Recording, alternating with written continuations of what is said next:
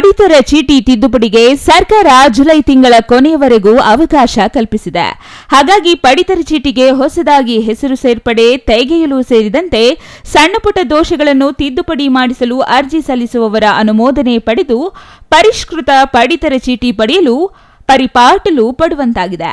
ಬಾಗೇಪಲ್ಲಿ ಪಟ್ಟಣದ ತಾಲೂಕು ಕಚೇರಿಯ ಆಹಾರ ಮತ್ತು ನಾಗರಿಕ ಸರಬರಾಜು ಕಚೇರಿಯ ಮುಂದೆ ಪಡಿತರ ಚೀಟಿ ತಿದ್ದುಪಡಿಗಾಗಿ ಅರ್ಜಿ ಸಲ್ಲಿಸಿದವರು ಬುಧವಾರ ಸಾಲಿನಲ್ಲಿ ನಿಂತು ಸರ್ಕಾರದ ವಿರುದ್ಧ ಆಕ್ರೋಶ ವ್ಯಕ್ತಪಡಿಸಿದ ಘಟನೆ ನಡೆಯಿತು. ಪಡಿತರ ಚೀಟಿ ತಿದ್ದುಪಡಿ ಮಾಡಿಸಲು ತಾಲೂಕಿನ ನಾನಾ ಗ್ರಾಮಗಳಿಂದ ಆಗಮಿಸಿದ ಜನರು ಬೆಳಗ್ಗೆಯಿಂದಲೇ ಕಚೇರಿ ಸಮೀಪ ಕಾಯುವಂತಾಗಿದೆ. ಸಮರ್ಪಕವಾಗಿ ಸರ್ವರ್ ದೊರೆಯದೆ ಅಧಿಕಾರಿಗಳು ಮತ್ತು ನಾಗರಿಕರು ಕಿರಿಕಿರಿ ಅನುಭವಿಸುವಂತಾಗಿದೆ. ಇದರಿಂದಾಗಿ ಪುಟಾಣಿ ಮಕ್ಕಳನ್ನು ಹೊತ್ತು ತಂದವರು, ವಯೋವೃದ್ಧರು ಕಾದು ಕಂಗಾಲಾಗಿ ಪರದಾಡುವಂತಾಗಿದೆ. ಜೊತೆಗೆ ಗ್ರಾಮೀಣ ಭಾಗದಿಂದ ಬಂದವರು ಕೂಲಿ ಕೆಲಸ ಮತ್ತಿತರ ಕೆಲಸಗಳನ್ನು ಬಿಟ್ಟು ಬಂದಿರುತ್ತಾರೆ. ತಿದ್ದುಪಡಿಗೆ ಒಳಪಡಿಸಿದ ಪಡಿತರ ಚೀಟಿಯನ್ನು ಪಡೆಯಲು ಅನುಮೋದನೆಗೆ ಸರ್ವರ್ ಸಮಸ್ಯೆಯಿಂದ ಊಟ ನೀರು ಇಲ್ಲದೆ ಬೆಳಗ್ಗೆಯಿಂದ ಸಂಜೆಯವರೆಗೂ ಕಾಯುವಂತಾಗಿದೆ. ಬಾಗೇಪಲ್ಲಿ ತಾಲೂಕು ಆಹಾರ ನಿರೀಕ್ಷಕ ಪ್ರಭಾಕರ್ ಮಾತನಾಡಿ, ಪಡಿತರ ಚೀಟಿ ತಿದ್ದುಪಡಿಗೆ ಅರ್ಜಿ ಸಲ್ಲಿಸಿದವರಿಗೆ ಅನುಮೋದನೆ ಕೊಡಲು ಸರ್ವರ್ ಸಮಸ್ಯೆಯಾಗಿದೆ.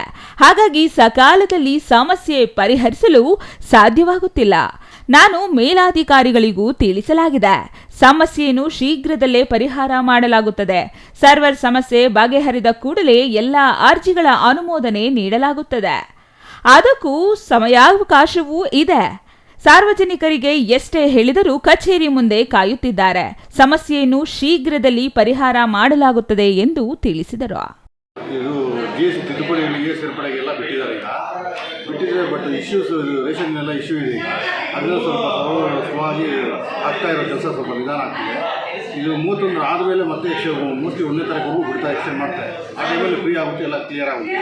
ಇರೋ ಅಪ್ಲಿಕೇಶನ್ಸ್ ಎಲ್ಲ ಕ್ಲಿಯರ್ ಮಾಡ್ತೀವಿ.